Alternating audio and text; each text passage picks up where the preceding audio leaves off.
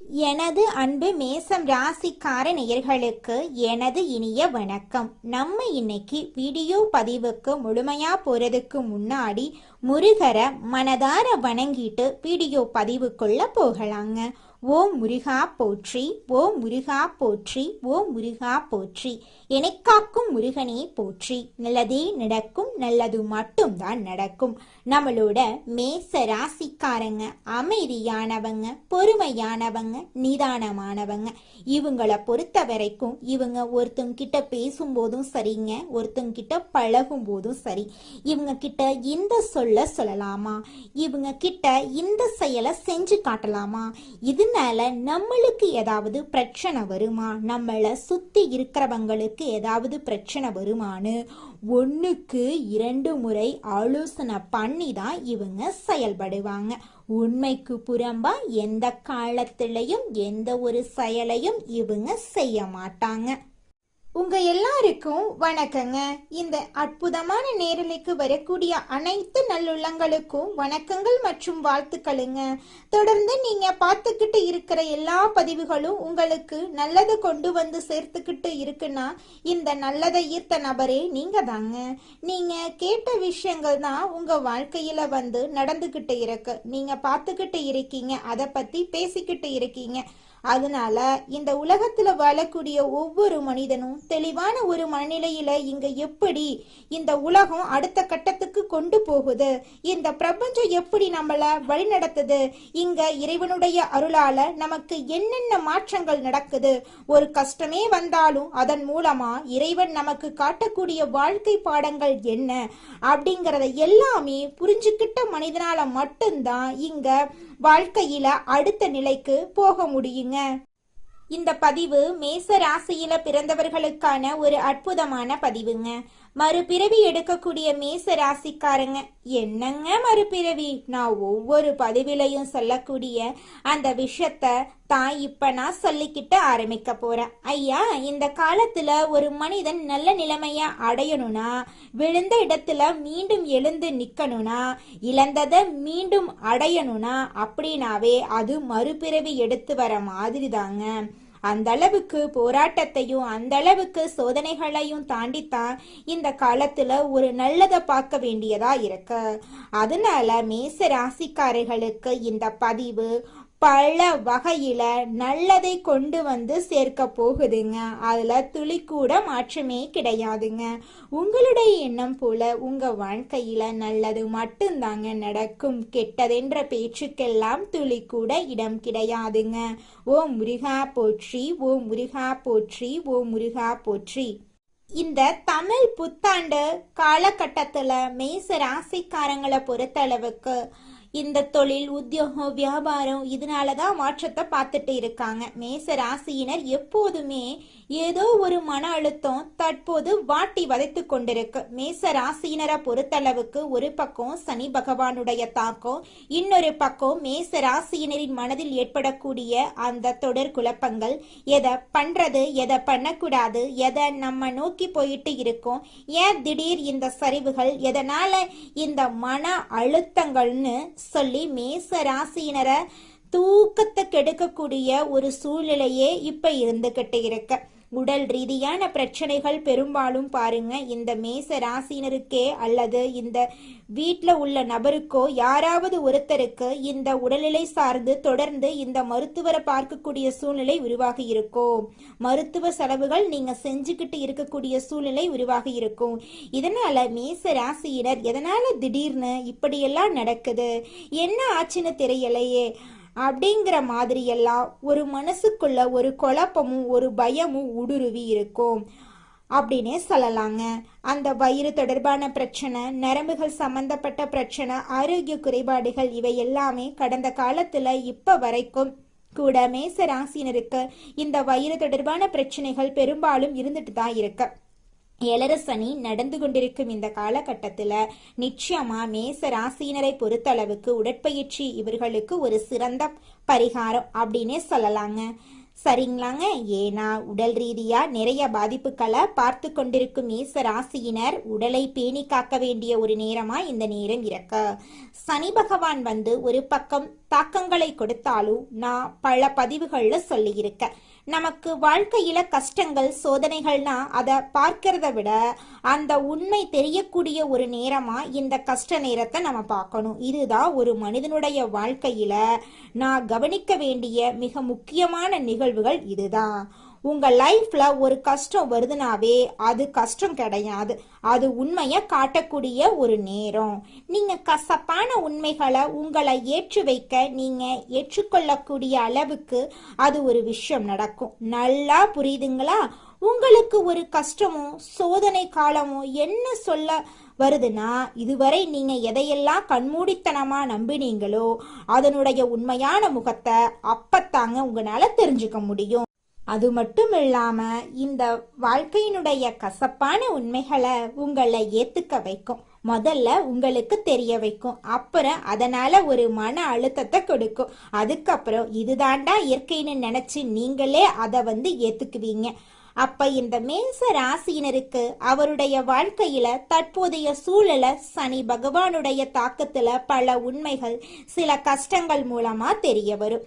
அது மட்டும் இல்லாம இந்த கசப்பான உண்மைகளை இயற்கையா நினைச்சு நீங்க ஏத்துக்குவீங்க. அது கரெக்டு, அது அப்படித்தான் நடக்கும், இதை ஒன்றும் பண்ண முடியாது, இதை ஒன்றும் மாற்ற முடியாது, நம்ம தான் நினைச்சிட்டு இருக்கோம் அப்படின்னு நம்ம சரியான முடிவுகளை எடுக்கக்கூடிய காலநிலை இந்த காலநிலையா அமைஞ்சிருக்குதுங்க.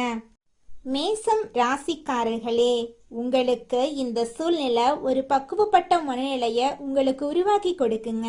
இந்த நேரத்துல வரக்கூடிய ஒவ்வொரு அனுபவங்களும் உங்க வாழ்க்கையில பெரிய மாற்றத்தை ஏற்படுத்துங்க.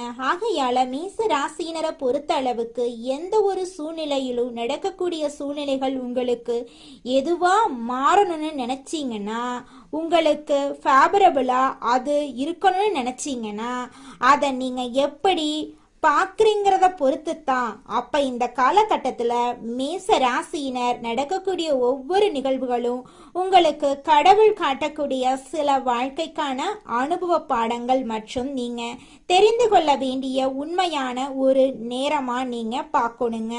அப்பத்தாங்க நீங்க வாழ்க்கையில ஜெயிக்க முடியும். மேசம் ராசிக்காரர்களே, நீங்க இந்த நேரத்துல தெரிந்து கொள்ள வேண்டிய மிக முக்கியமான விஷயங்கள் வேலை சார்ந்து தொழில் சார்ந்து இந்த மாற்றங்கள், அதாவது ஒரு நிலைத்தன்மை இல்லாம இருக்கிறது மற்றும் ஒரு மன பூர்த்தி தன்மை இல்லாம இருக்கிறது, ஒரு மன திருப்தியே இல்லாம இருக்கும், வேலையில வர வருமானம் பத்தாம இருக்கும், ரெண்டாவது இன்கம் பர்ஃபெக்டா இருக்காது, இன்கம் குறைஞ்சுக்கிட்டே இருக்கும். எங்களுக்கு இந்த பொருளாதார ரீதியா மேசராசிக்காரங்க தடுமாறுறாங்க அப்படின்னாவே அவங்களுக்கு அது நிம்மதியான தூக்கமே வராது. ஏன்னா எப்பவுமே மேசனாவே மேன்மையை தேடுறவங்க, உயர்ந்த வாழ்க்கைய அமைத்து கொள்ளணும் அப்படின்னு நினைக்கிறவங்க. அவங்க வாழ்க்கையில பொருளாதார ரீதியா வீழ்ச்சி வந்தா அவங்க ரொம்பவும் கஷ்டப்படுவாங்க, ரொம்பவும் கண்ணீர் விடுவாங்க. நம்மளுடைய மேச ராசிக்காரங்களுக்கு லக்ஸூரியான வாழ்க்கை வாழணும் அப்படிங்கிற ஆசையெல்லாம் மனசுக்குள்ள நிறையவே இருக்கும். ஆனா என்னென்ன அதை அடைவதற்கான முழுமையான ஒரு இடத்தை இவங்க அடைஞ்சிட்டாங்களான்னு கேட்டீங்கன்னா இல்லை. ஏன்னா அந்த இடத்துல தான் மேசராசிக்காரங்க வெகுளியா இருந்திருக்காங்க. நேரத்தையும் காலத்தையும் இவங்களுக்கு தெரிஞ்ச விஷயங்களை மட்டுமே நம்பி நேரத்தையும் காலத்தையும் வீணடிச்சிட்டு இருக்காங்க. ஆனா இந்த வாழ்க்கைக்கான பாடங்கள் ஒவ்வொன்றும் இவங்களுக்கு காட்டக்கூடிய அந்த உண்மை அனுபவங்களை பொறுத்து தான் மேச ராசிக்காரங்களுக்கு லைஃப்னா இதுதான், வாழ்க்கைனா இதுதான், மனிதர்கள் இப்படித்தான் இருப்பாங்க, இப்படித்தான் நம்ம நடந்துக்கணும், எல்லாமே அந்த பாதி காலம் போனதுக்கு அப்புறம்தான் உங்களுக்கு தெரியுது. ஒரு 30-35 வயசானதுக்கு அப்புறம்தான் வாழ்க்கைனா என்னன்னே இவங்க பெரும்பாலும் புரிஞ்சுக்கிறாங்க. ஆகையால இந்த காலகட்டம், இந்த தமிழ் புத்தாண்டுக்கு பிறகு வரக்கூடிய கிரகநிலை மாற்றங்கள் உங்களுக்கு சாதகமா இருக்க போகுது. உங்களுடைய ஆசைகள் கனவுகள் எல்லாமே இந்த காலகட்டத்துல நிறைவேற போகுதுங்க. மேசம் ராசிக்காரர்களே, உங்களுக்கு இந்த காலகட்டத்தில் பொறுமை தேவை, அதே போல கவனமும் தேவை. உடல்நிலையில கவனம் தேவை. நண்பர்கள் சொந்தக்காரர்கள் மத்தியில இவங்க கிட்ட எல்லாத்துலேயுமே அளவோட இந்த நேரத்தில் பேசுறது நல்லது. ஆன்மீகத்தில் அதிக ஈடுபாடு ஏற்படுங்க. குறிப்பா மேச ராசினா இந்த 2026 முடிகிறதுக்குள்ள திருச்செந்தூர் முருகன் கோவிலுக்கு போய் நீங்க வழிபாடு செய்து வரது அற்புதமான ஏற்றத்தை கொடுக்குங்க.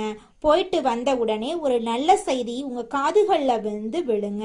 நான் போன பதிவுகளையே நான் சொல்லி இருந்தேன், முருக வழிபாடு உங்களுக்கு நல்ல மாற்றத்தை கொடுக்கும் அப்படின்னு சொல்லி திருச்செந்தூர் முருகன் கோயிலுக்கு சென்று நீங்க முருகன் வழிபாடு செய்து வரது உங்களுக்கு நல்ல மாற்றத்தையும் முன்னேற்றத்தையும் கொண்டு வந்து கொடுக்குங்க. அது மட்டும் இல்லாம மனக்குழப்பங்கள் தீரும். நீங்க ஐயா இந்த ராசியினர் உங்க வீட்டில் இருந்தாங்க அல்லது நீங்க இந்த ராசிக்காரர்களா இருக்கீங்க அப்படின்னா நீங்க நல்லா கவனிச்சு பாருங்க. பழகக்கூடிய சகவாசங்கள் ரொம்ப ரொம்ப முக்கியம். இவங்க ஒவ்வொரு முறையும் ஒருத்தர் கூட சேர்ந்து பழகி அவங்க வேலைக்கான நபரா இருக்கலாம், தொழிலுக்கான நபரா இருக்கலாம். ஆனா அந்த பழக்கத்தின் கடைசியில தான் இவங்களுக்கு தெரியும் நம்ம ஏன் வந்து இவங்க கூட சேர்ந்தோம், இவங்க கூட ஏன் பேசணும், ஏன் இது சொந்தக்காரங்க மத்தியிலையும் இவங்களுக்கு இப்படிப்பட்ட அனுபவங்கள் தான் பெரும்பாலும் கிடைக்கும். யாரை வந்து பெரும்பாலும் அதிகமா நம்புறீங்களோ அவங்களாலேயே சில நேரங்கள்ல இவங்களுக்கு மன கஷ்டங்களும் மன அழுத்தங்களும் உருவாகும், மனஸ்தாபங்கள் உருவாகும். அதனால எல்லார்கிட்டையும் பழகும் போது கொஞ்சம் எச்சரிக்கையா பழகுங்க. அதுதான் உங்க வாழ்க்கைக்கு ரொம்பவும் நல்லதுங்க. நாம யார் மேல அதிகமா அன்பு பாசம் வச்சிருக்கோமோ அவங்களே வார்த்தைகளால காயப்படுத்துறது. ஏன் வார்த்தைகளால காயப்படுத்துறாங்க?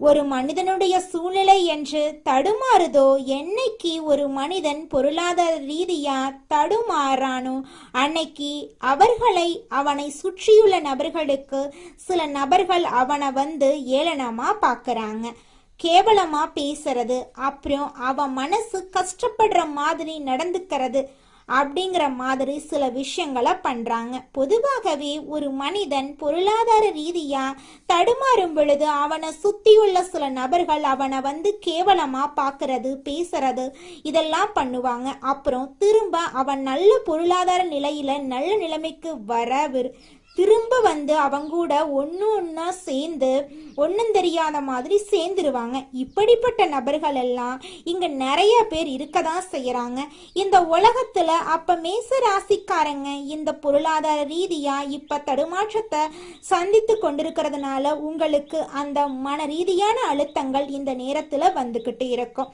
உங்க வாழ்க்கையில நிறைய பிரச்சனைகள் வந்துகிட்டு இருக்கும். அதை கண்டு நீங்க அச்சப்படக்கூடாது, கவனமா இருக்கணும். அடுத்ததாக மேசம் ராசியில் இருக்கக்கூடிய ஒவ்வொரு நட்சத்திரக்காரர்களுக்கும் இந்த மாதம் எப்படி இருக்குன்னு பார்க்கலாங்க. நம்மளோட மேசம் ராசியில் இருக்கக்கூடிய முதல் நட்சத்திரம் அஸ்வினி. உங்களுக்கு இந்த மாதம் எப்படி இருக்குன்னு பார்க்கலாங்க. இந்த மாதம் தங்களோட முழு திறமைகளையும் காட்டினீங்கன்னா மட்டும்தான் நீங்க எடுத்த காரியத்துல ஜெயிக்க முடியும். வெளியூர் பயணங்கள் உங்களுக்கு சாதகமா முடியுங்க. ஒரே நேரத்துல பலவிதமான வாய்ப்புகள் உங்களை தேடி வரப்போகுது. திருமணம் ஆகாதவங்களுக்கு திருமண தடை நீங்கி உங்களுக்கேற்ற சரியான வாழ்க்கை துணையோடு திருமணம் நடக்க போகுது. குழந்தை பாக்கியம் இல்லாதவர்களுக்கு குழந்தை பாக்கியம் கிடைக்க போகுது. பூர்வீக சொத்து ரீதியாக இருந்த அனைத்து பிரச்சனைகளுக்கும் தீர்வு கிடைக்க போகுது. உங்க கையில செல்வாக்கு அதிக அளவுல இருக்க போகுது. இது நாள் வரைக்கும் நீங்க பணங்காசு 4-5 பேர்கிட்ட கடன் வாங்கி வாழ்ந்திருப்பீங்க. ஆனா இனி வரக்கூடிய காலங்கள்ல நீங்க 4-5 பேருக்கு பணங்காசு கடன் கொடுக்கக்கூடிய அளவுக்கு செல்வாக்குல உயர்ந்த வாழ்க்கைய வாழ போறீங்க.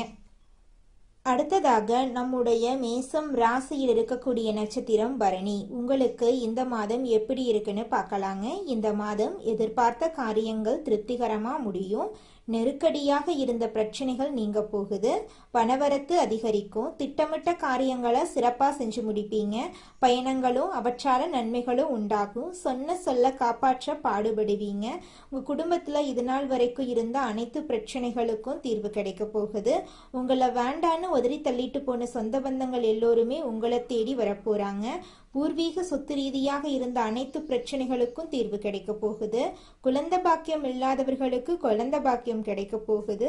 புதுசா நிலம் வாங்க போறீங்க, வீடு கட்ட போறீங்க, ஆடை ஆபரணங்கள் எல்லாம் வாங்க போறீங்க. உங்களுடைய மனக்கவலைகள் காணல் நீரா கரைஞ்சு போக போகுது. உங்களுடைய உடல்நிலை ஆரோக்கியமா இருக்க போகுதுங்க. அடுத்ததாக நம்முடைய மேசம் ராசியில் இருக்கக்கூடிய நட்சத்திரம் கார்த்திகை 1ஆம் பாதம். உங்களுக்கு இந்த மாதம் எப்படி இருக்குன்னு பார்க்கலாங்க. இந்த மாதம் மற்றவர்கள் மேல் இரக்கம் ஏற்பட போகுதுங்க. நீண்ட நாட்களாக இருந்த பிரச்சனைகள் தீரப்போகுது. குடும்பத்துல குதூகலமான சூழ்நிலை ஏற்பட போகுது. கணவன் மனைவிக்கிடையே நெருக்கம் அதிகரிக்க போகுது. பிள்ளைகள் மூலமா பெருமை உங்களுக்கு சேரப்போகுது. உறவினர்கள் மத்தியில மதிப்பும் மரியாதையும் கூட போகுது. வீடு கட்டும் வாய்ப்பு தேடி வரப்போகுது. உங்களுடைய உடல்நிலை ஆரோக்கியமா இருக்க போகுதுங்க. செவ்வாய்க்கிழமைகள்ல துர்க்கை அம்மனை தரிசனம் செய்து தீபம் ஏற்றி வர உங்கள் வாழ்க்கையில் இருக்கக்கூடிய காரிய தடைகள் எல்லாமே காணல் நீரா கரைஞ்சு போயிருங்க. உங்களுடைய ஆசைகள் எல்லாமே நிறைவேற போகுதுங்க. மேச ராசிக்காரர்களே, உங்களை பொறுத்த வரைக்கும் நிதான பொறுமை கண்டிப்பா தேவைங்க. அந்த நிதானம் பொறுமை இல்லை அப்படின்னாவே இவங்க பார்த்தீங்கன்னா அவசர சூழ்நிலை, அவசர முடிவுகள் அப்படின்னு சொல்லி சில விஷயங்களை எடுத்துத்தான் லாக் ஆயிடுறாங்க. மன குழப்பத்துக்கு போயிடுறாங்க, தோல்வியா சந்திச்சிடறாங்க. அப்ப இதையெல்லாம் கவனத்துல கொள்ளும் மேச ராசிக்காரங்க, இனி வரக்கூடிய காலத்தை நீங்க நல்லபடியா அமைச்சுக்கலாம். நல்லதை உங்க பக்கம் ஈர்க்கலாம். ஒரு விஷயத்த மட்டும் தெரிஞ்சுக்கோங்க. மேச ராசியில பிறந்த ஆண்களாகட்டும் பெண்களாகட்டும் நல்லதை தேடி நீங்க போறீங்கன்னா ஏமாற நிறையவே வாய்ப்பு இருக்கு. இதை நீங்க தெளிவா புரிஞ்சுக்கோங்க ஐயா. அப்ப நான் என்னங்க பண்றது அப்படின்னு கேட்டீங்கன்னா, நல்லதை தேடி போனா அங்க உண்மையிலுமே நல்லது இருக்கான்னு நமக்கு தெரியாது, ஏமாற வாய்ப்பு இருக்கு. எது உண்மையான நல்லதோ அது நிச்சயமா உங்களை தேடி வருங்க. காத்துக்கிட்டுருங்க, நல்லதே நடக்கும். நல்லது மட்டும்தாங்க நடக்கும். கெட்டதென்ற பேச்சுக்கு துளி கூட இடம் கிடையாதுங்க. உங்க வாழ்க்கையில சந்தோஷம் நிலைச்சிருக்க நீங்க செய்யக்கூடிய பரிகாரம் என்னன்னு பார்த்தீங்கன்னா, உங்க வீட்டுக்கு பக்கத்துல இருக்கக்கூடிய விநாயகர் ஆலயத்துக்கு போயிட்டு விநாயகர் கிட்ட உங்க வாழ்க்கையில இருக்கக்கூடிய நிறை குறைகளை சொல்லிக்கிட்டு வாங்க. கூடிய விரைவில் உங்க வாழ்க்கையில இருக்கக்கூடிய அனைத்து பிரச்சனைகளும் காணல் நீரா கரைஞ்சு போயிருங்க.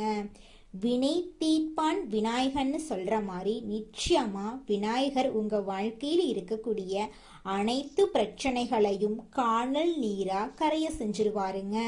நன்றி, வணக்கங்க.